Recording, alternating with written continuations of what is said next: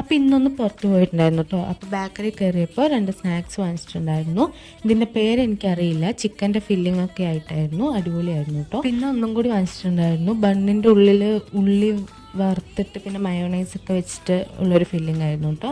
അതും നല്ല ടേസ്റ്റ് ഉണ്ടായിരുന്നു. പിന്നെ ബിസ്ക്കറ്റ് കണ്ടപ്പോൾ അതൊന്ന് വാങ്ങിച്ചിട്ടുണ്ടായിരുന്നു കേട്ടോ. ഇതുവരെ കഴിച്ചിട്ടുണ്ടായിരുന്നില്ല, അപ്പോൾ അതൊന്ന് ട്രൈ ചെയ്യാമെന്ന് വിചാരിച്ച് വാങ്ങിച്ചു.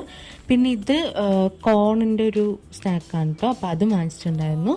പിന്നെ കാപ്പിയും കുടിച്ചു. അപ്പോൾ ഇത്രേ ഉള്ളൂ.